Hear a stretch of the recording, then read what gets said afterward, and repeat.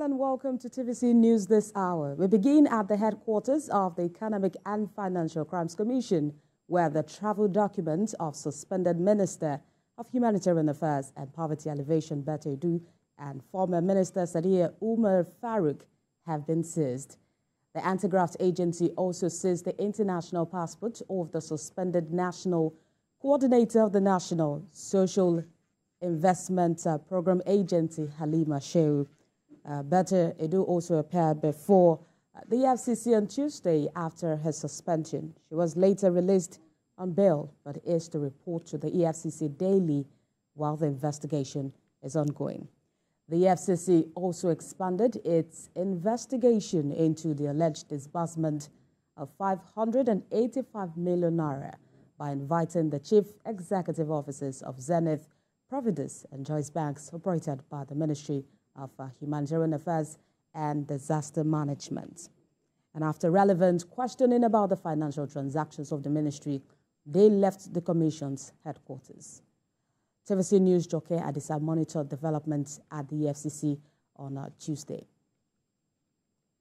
In the last few weeks, the Ministry of Humanitarian Affairs and Poverty Alleviation has been in the news for the wrong reason. The former minister, Sadiya Umar-Farouq, is at the center of a 37.1 billion naira fraud. Also on 28 December 2023, a memo directing the Accountant General of the Federation, Toyin Madeni, to transfer 585 million naira into a private account belonging to one Bridget Oniyelu leaked. This was the beginning of a fresh trouble for Betta Edu as Minister of Humanitarian Affairs and Poverty Alleviation. On the 2nd of January, President Bola Tinubu sacked the Chief Executive Officer, National Social Investment Program Agency, Halima Shehu. The agency, which is responsible for managing critical programs like NPAR and conditional cash transfers, has also been under scrutiny for corruption allegations. Oh, see the woman, see the woman. No. See the woman now. She's the one. She's the one. The day after her suspension as minister, Betta Edu is at the headquarters of the EFCC, while the commission won't grant her crew access to the complex. In this amateur video, we captured her arrival at exactly 11 a.m. Her predecessor, Sadiya Umar-Farouq, also returned to the commission after an administrative bail on Monday. In an exclusive interview with TVC News, spokesman of the commission, Dele Oyewale, confirms Betta Edu's presence. We invited her to come around for some interrogation, and she came around 11 a.m. this morning. The former minister, she came in and she had a session with our interrogators, and she was admitted to administrative bail, and we allowed her to go. So, on the terms of the bail, she will be reporting, every day. Like today, she has come. She's with our interrogators. He says investigation is on course. When you are conducting investigations, you cannot give a time lag. It depends on what you are investigating, the dimension, the complexity or lack of it, and so many other grounds to cover. So you cannot, it's not a mathematical thing. For more than 12 hours on Monday, the former minister, Sadiya Umar-Farouq, answered questions about her alleged complicity by the commission, and both women seem to be cooperating with inquiries. The suspended Minister of Humanitarian Affairs and Poverty Alleviation, Betta Edu, and her predecessor, Sadiya Umar-Farouq, will continue to be guests at the headquarters of the Economic and Financial Crimes Commission until investigations are concluded. Joke Adisa, TVC News, Abuja.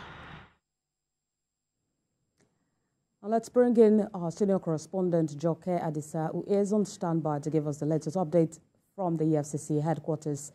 Thank you for joining us once again at this time. Well, the suspended minister has been released on bail. Can you talk to us about the grounds for this and the conditions that were provided to her?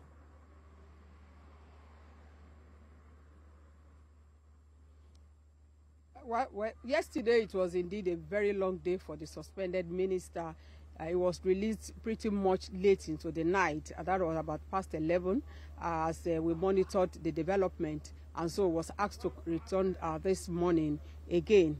She has been here, and so she will continue to be here on a daily basis. That is part of the conditions for the administrative bail, as the EFCC puts it. But one thing that is also clear is that, as is customary with all EFCC investigations, they would not be able to leave the country pending the outcome of the investigation. So their international passports have been taken over, is in the custody of the EFCC, so they will not be able to leave the country. And so, the condition that they should also report daily to the EFCC also means that they may not even be able to leave the nation's capital as they would want to. So that is the update now as we speak. I had a chat with the spokesman of the commission some minutes ago, and he did say that their investigation is on course, and that is until they are done with all investigations before they will now know the next line of action. But he assured that the investigation is on course, and that they will continue to abide by laws and regulations guiding their operations, so that at the end of it all, justice will not only be seen to have been served, but also deemed to have been served on all accused persons.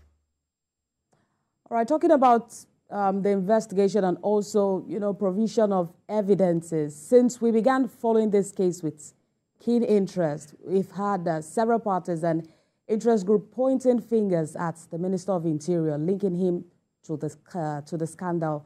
But what may have raised concern is the fact that one minister was denied access to the villa while another was summoned to the villa.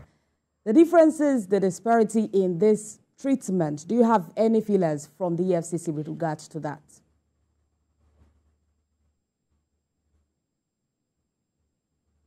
Well, you know that EFCC will certainly not disclose details of their investigations.